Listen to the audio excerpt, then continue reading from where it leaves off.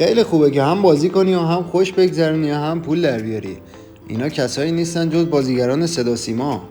در این ویدیو میخوام 10 تا از گرونترین بازیگران مرد ایرانی رو معرفی کنم که آخریش از همه گرونتر و جذابتره. پس انتهای ویدیو رو از دستش نده. شماره 10 رضا عطاران، گرونترین بازیگر سینما ایران، در 12 سال 30 میلیون تماشاگر جذب سالن‌های سینما کرده. در دهه 90 هیچ اسمی به اندازه رضا عطاران تضمین کننده فروش گیشه نبود. 16 میلیون تومان برای من سالوادور نیستم، 21 میلیارد تومان برای نهنگ عنبر 2 و نزدیک به 40 میلیارد تومان برای هزار پا. عطاران برای بازی توی هزار پا 300 میلیون تومان دستمزد به اضافه 10% از مالکیت فیلم رو دریافت کرد. شماره 9 نوید محمدزاده، بازیگری که سالها توی عرصه تئاتر دیده نشده بود، کمتر از 4 سال توی سینما به اوج شهرت رسید. حالا نوید محمدزاده میتونه تو تعیین اقتصادی فیلم‌ها نقش داشته باشه و مثلا به فروش بالای فیلم سیاه و سفید و غیر متعارفی مثل خفگی کمک کنه و دستمزدش هم 350 میلیون تومنه. شماره 8 بهرام رادان، بین بازیگرایی که در دهه 80 کارشون رو شروع کردن، بهرام رادان از معدود بازیگرایی بود که خیلی زود چهره شد. استعدادش رو کرده و 2 بار هم سیمرغ گرفت. بهرام رادان خیلی بازیگر تعیین کننده‌ای توی رقم زدن سرنوشت اقتصادی فیلم‌ها نبوده، ولی وزن و اعتبارش غیر قابل انکاره.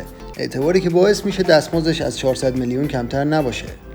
شماره 7 حامد بهداد، بعد از گرفتن نقش اول تو فیلم آخر بازی و با حضور تاثیرگذارش تو فیلم بوتیک، یه بازی انفجاری رو به نمایش گذاشت و بعد از اونم تو نقش‌های مکمل معمولاً از بازیگرای اصلی بیشتر دیده میشد.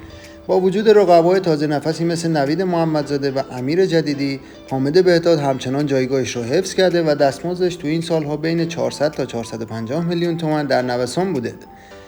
شماره 6 امین حیایی، از بهترین استعدادهای بازیگری سینمای ایران که زمانی خیلی معروف بود و تو فیلم‌های بعدم خوب بازی میکنه، بعد از سالها تو حاشیه موندن و بازی تو نقش‌های کم اهمیت، تو دهه 80 ستاره اقبالش ظهور کرد.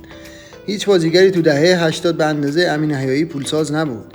امین حیایی تو دوران اوجش یکی از گرونترین بازیگران سینمای ایران بود. تو انتهای دهه 80 یه دستمزد رویایی برای بازی تو فیلم قلاده‌های طلا گرفت و بعد از اون گزیده کارتر شد و با بازی توی فیلم برف آخر تونست برای دومین بار سیمرغ بلورین دریافت کنه. اگه تا اینجای ویدیو خوشتون اومده، همین الان منو لایک کنید و تو کامنت ها برام قلب بذارید. شماره 5 رضا گلزار، رضا گلزار تا سالها از معدود بازیگرایی بود که بیننده فرصت تماشاشو تو هر فیلمی از دست نمیداد و تنها کسی بود که کاملا با ستاره پولساز انطباق داشت.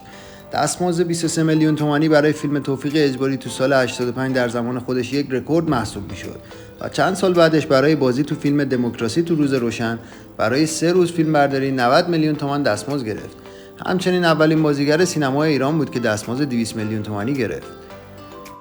شماره 4 مهران مدیری، مهران مدیری از کارگردان‌های طنازیه که تو انتخاب نقشش به عنوان بازیگر وسواس زیادی به خرج میده. شاید اونو به عنوان بازیگر تو فیلم‌های سینمایی یا سریال‌ها کم دیده باشی، اما بدون شک بالاترین دستمزد رو بین بازیگرها داره. حضور مهران مدیری تو فیلم سینمایی تضمین خوبی برای فروش بالای اون فیلم محسوب میشه.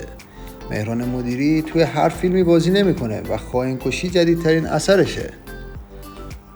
شماره 3 پارسا پیروزفر، پارسا پیروزفر یکی از گرونترین و معروفترین بازیگرای سینما ایران محسوب میشه. پارسا پیروزفر از اول هیچ عجله و حرصی برای معروف و دیده شدن نداشت. خیلی گزیده فیلماشو انتخاب میکنه و بهترین ایفای نقش رو داره. پارسا پیروزفر تو صنعت سینمای کشور خیلی خوب پولساز بوده و طبق آمار توی هر فیلمی که بازی کرده اون فیلم خیلی پرفروش بوده. شماره 2 شهاب حسینی، کی فکر میکرد که بازیگر جوون سریال پلیس جوان یه روز در 2 تا فیلم برنده اسکار بازی کنه و از جشنواره کن جایزه بهترین بازیگر رو ببره؟ شهاب حسینی از فیلم درباره الی به بعد رشدی رو تجربه کرد که شاید با هیچ بازیگری توی این سالها قابل مقایسه نباشه. اعتبار و محبوبیت شهاب حسینی اونقدر هست که یکی از گرونترین بازیگرای سینما ایران باشه و ظاهرا برای فیلم یک کارگردان فیلم اولی 600 میلیون تومان دستمزد گرفته. شماره 1 جواد عزتی، سریال زخمکاری و کاراکتر مالک توی این سریال هرگز فراموش نمیشه. جواد عزتی بعد از بازی توی سریال دردسرای عظیم و دیده شدن تونست توانایی‌هاشو برای بازی توی هر ژانری به همه ثابت کنه و تبدیل به مرد هزار چهره ایران بشه. جواد عزتی هم با دستمزد 700 میلیون تومانی یکی دیگه از گرونترین بازیگرای مرد ایرانه.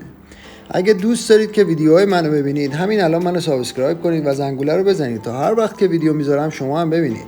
مرسی که تا آخر با من بودید. توی ویدیوهای بعدی میبینمتون.